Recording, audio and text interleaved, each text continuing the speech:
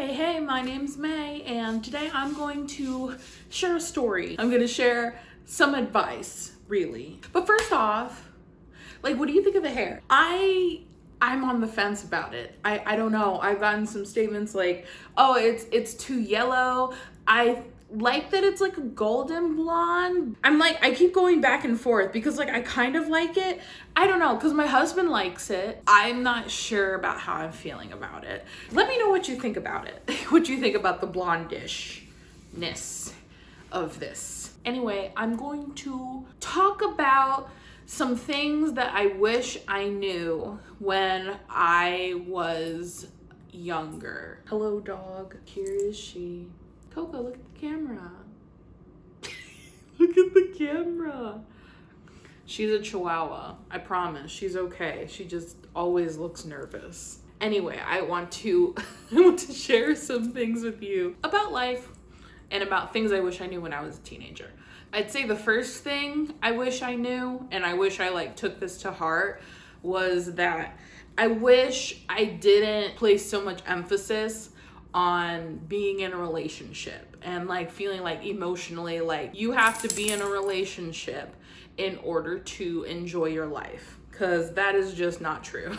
You can find happiness in both ways, being single, being in a relationship. It's better to be alone than to be in a relationship with the wrong person, which I'm not saying I'm in that situation, but I wish that was information that I took to heart, because I kept trying to date people who were not compatible with me. I was so focused on the concept of being in a relationship and the end goal of you can say you have a boyfriend, that I was just willing to allow any personality traits that might not have been compatible with my personality to pass. And it took me a while to really realize that. And in the context of that, that's why I said story, because I'm going to tell you an account. I guess I wasn't a teenager here, but I was in my late 20s, not late 20s. I haven't arrived to my late 20s yet. I don't want to go there yet. Anyway, I was in my late teens, early 20s. There was this person that I liked. I liked this person and he was nice to me, but because I was in such a headspace of I'm gonna date now, I'm gonna get married, I'm gonna be in a relationship, etc., that I was I was seeing things that were not there. He gives me a compliment. Nice. In my head though, I'm so hungry for a relationship that I'm like, oh my goodness, does he like me? Does he really like me? And it's kind of crazy. It's kind of ridiculous. So don't make that mistake. Just because somebody is nice to you does not necessarily mean that they're interested in a relationship with you, which I feel like for a lot of people is obvious, but for me it was not. And maybe there's some other people out there who, also do not understand flirting. I don't think he was flirting with me in retrospect, but at the time I didn't know what flirting was, and I wasn't good at flirting, and I'm still not good at flirting. He actually liked my friend. I look back and I think about my enthusiasm for a relationship was so intense that I was literally willing to break up a friendship as well to be in a relationship, because when I found out that he liked my friend, I lost my marbles. I was so angry. I kept being angry at her even though she didn't do anything wrong. I had so much internalized self-hatred that I just kind of unloaded it all towards her.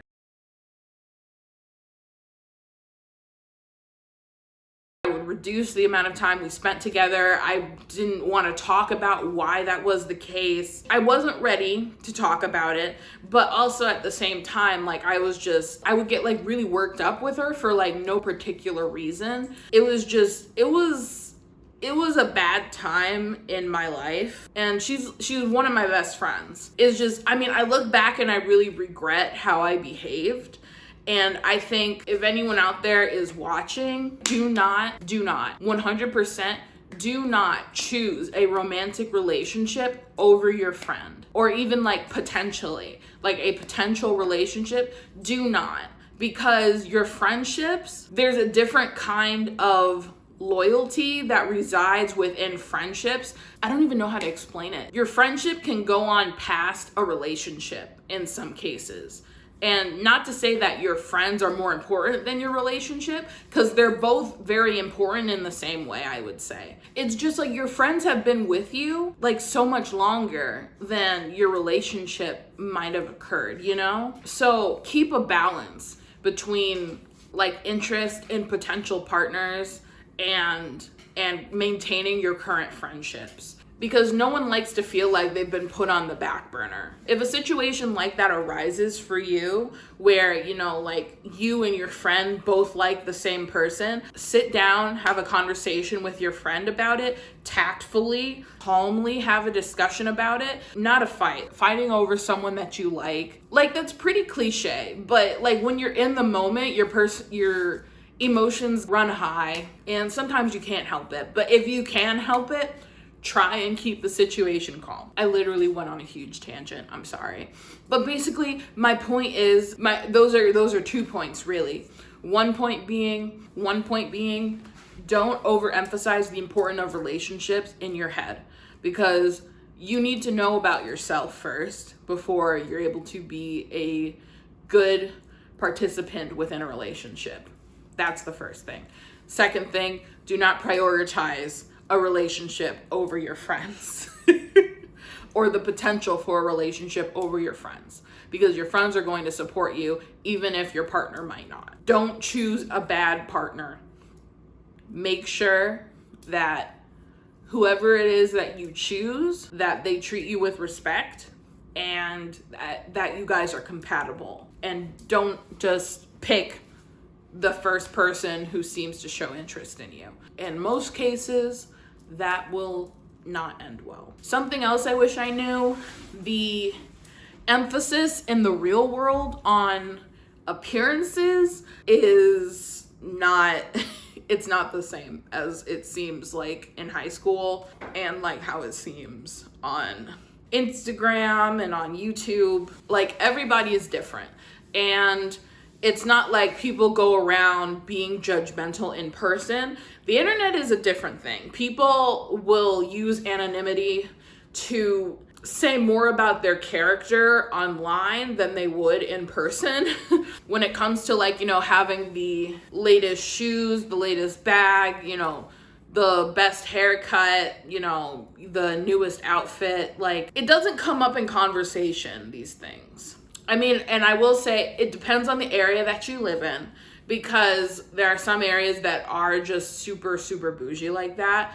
But if you don't live in one of those super, super bougie areas where people only care about designer brands outside of high school, like worry about, you know, what you like wearing, what makes you feel comfortable, what is like fun for you and what you enjoy wearing. Next topic. Credit cards are not your save all, okay?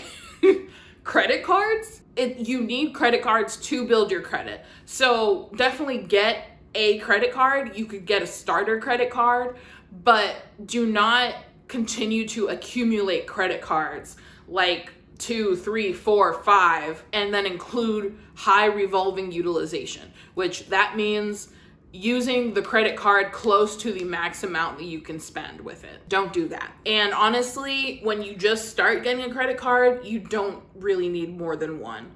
Do not use more than one credit card, but continue to ensure that you're building credit. Just know that each line of credit that you open is kind of like a knock against your credit score. And your credit score is like the grade of how good you are at using credit cards.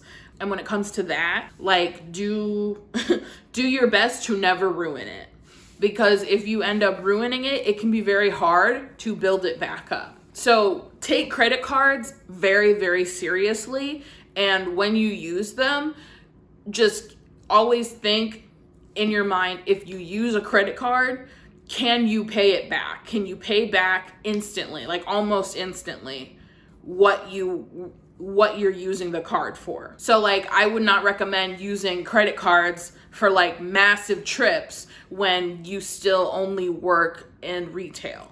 Like, and it's an unfortunate situation, but like if you're making $14 an hour, but you paid for like a super expensive trip to Paris, you know, you flew there, you have to eat out there, all your meals in the day. You have to pay for your hotel, which it's in a big city, so the hotel is going to be expensive. Like, and then all those things will accumulate. By the end of the trip, you know, you've been enjoying yourself.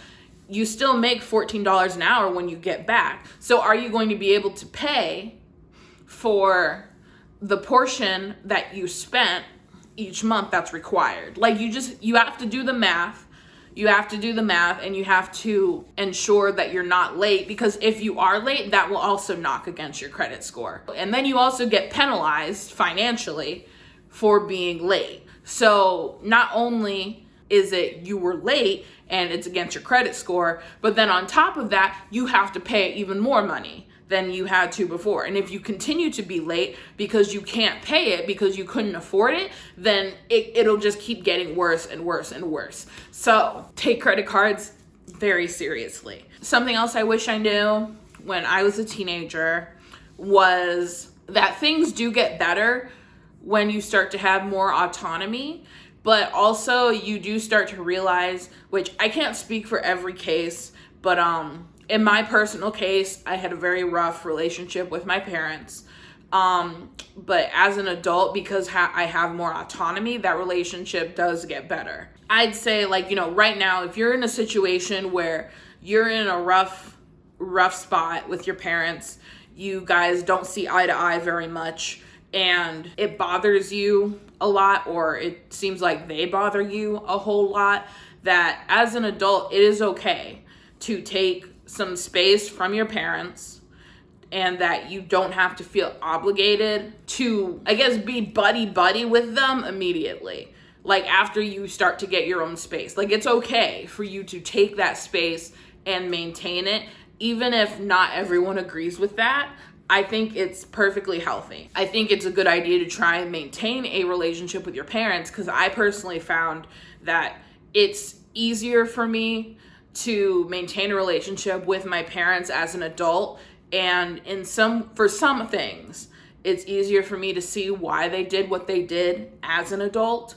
It doesn't mean that everything they did I think was right, but at the same time, I'm in a place where I'm separated from that situation, and it's easier for me to move on. When you have the room in your heart to be able to have that forgiveness, that does give you some peace. It makes life a little bit easier when you're not holding on to resentment toward people who you know have wronged you. Like, either it being your parents, it being relatives, it being just, you know, some dude on the street.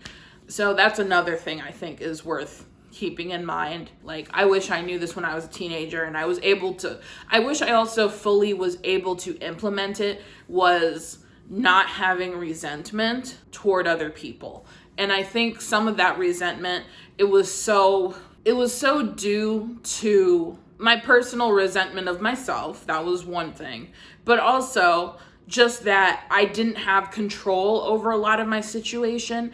And I had to get to a point where I acknowledged that I don't have control over my situation completely. And this is something that I'm still working on to this day, but it would have been, you know, easier for me if I had started working on it when I was much younger, and just not allowing that anger towards others to fester and get bigger and to take over my life.